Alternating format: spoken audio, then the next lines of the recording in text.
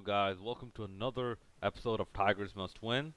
I'm your host, TMC Tam 1 side, Tan Tiger 01, the Bengal Dragon. Make sure to hit that like button, that subscribe button, follow me on Twitter, Tan Tiger 01, Twitch at MC Tam1, follow me on Instagram as well, and hit that bell notification button. Today, I'm going to preview the Bangladesh versus New Zealand match that is going to happen tomorrow, the 5th of June at the Oval. As far as I'm concerned, Bangladesh have a tougher challenge at hand because New Zealand are much more familiar with Bangladesh than South Africa were with Bangladesh. New Zealand and Bangladesh have, I believe, have clashed like 34 times, and we just finished a series in New Zealand that unfortunately ended in that horrible tragedy.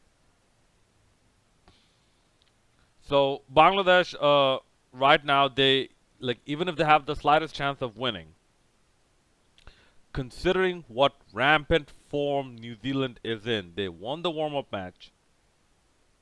Yes, they lost on warm-up match too, but they won a warm-up match, beating India.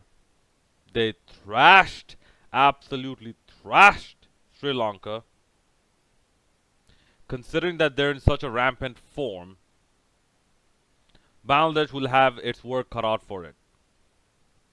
Okay. So some of the key people to watch out for. I'm sorry. I'm gonna keep this a little short because I have to make another video. And besides, yeah, I'm just starting to get into my 6-hour workday. It is very tiring staring at a working and staring, working while staring at a glowing, moving, zoomed in screen for 6 hours.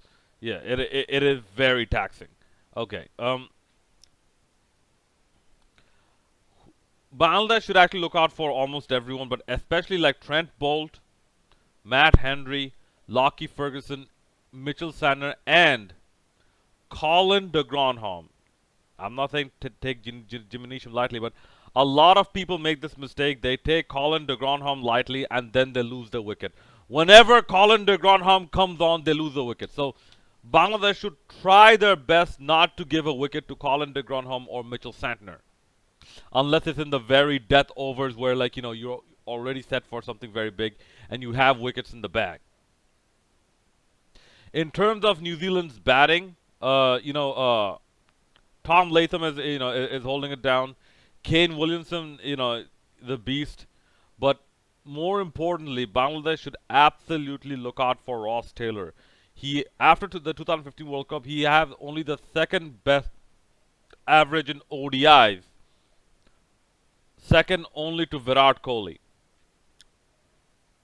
In fact, if I'm not mistaken, isn't he the highest run scorer for New Zealand in ODIs right now, Ross Taylor?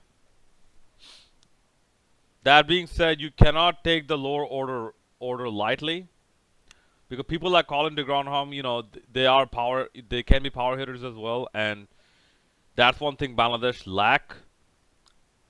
Although, if Mahmudullah can stick around, he can be a power hitter. And Musaddaq Hussain can be like a cheeky customer who can actually manufacture, manufacture a boundary, if you will. Manufacture getting around the manufacturer getting boundaries.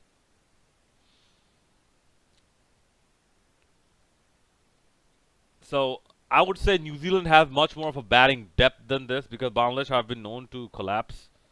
That cloud always looms. Although hopefully Shamma Sarkar will maintain his good form with fewer mistakes, because the last match there was a drop catch. Although it was kind of I would say a little bit of a tricky one, little bit of a slippery one, but still somewhat of a drop catch. Let's hope Shamma Sarkar scores big. Tamim Iqbal did not score big last match. Let's hope he scores big. And in terms of the pace bowling, Mustafa Rahman, has to either maintain his form or improve. Mohammad Saifuddin stop bowling wide balls and full tosses. You're not going to get wickets every day with wide balls and full tosses. Okay. And Mashrafi Mortaza, unfortunately, last match he was a tad bit too expensive. So he needs to come back. He needs to come back roaring as well. Now there's some talk that Mohammad Mithun might be dropped. Okay, my argument is as long as you have a backup keeper, as long as if Mushfiq Rahim gets injured or something, as long as there's a backup keeper, as long as like a person like Liran Das or Mohammad Mithun can come in as a substitute keeper, good, do it. But Mohammad Mithun also, I believe, has some runs against New Zealand in New Zealand. In fact, if I'm not mistaken, didn't Sabir Rahman also score a century against New Zealand in New Zealand? So those two might be people for contention, for being selected, or people in consideration for being selected. Now here's another call. Do you play Musaddiq Hussain or do you play Sabir Rahman? Because Musaddiq Hussain, he actually performed. Do you really replace a performing guy with another person in the hopes that he'll perform? And Musaddiq Hussain is, you could say, is somewhat of a handy off spinner. Although the people should not get too trigger happy with him, considering him, thinking that he might be a frontline off spinner. But he can be a handy off spinner. No, Sabir Rahman is a less than average leg spinner. In fact, is a leg spinner that doesn't turn the ball. He's a leggy, not a leg spinner. He's a legger. Yeah, he bowls with an action of a leg spin, but the ball doesn't turn. Okay. Um, I would think people like Mehdi Miraz might actually find it a bit more difficult here, so he has to be a bit more judicious and smart and cunning with his flight and his pace. So does Shakib Al Hasan. Okay. This match is being played on a new pitch. So how this pitch reacts is anyone's guess. The overcast conditions, no, the conditions are reported to be overcast with a chance of rain. However, my iPhone right now says that there is, like, it doesn't look like it's going to rain tomorrow in London, England. But it's England. You never know.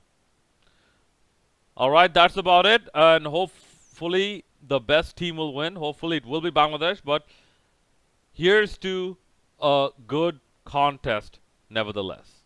It's your boy, the Time Once and Reside, the Bengal Dragon signing out. Make sure to hit that like and subscribe button.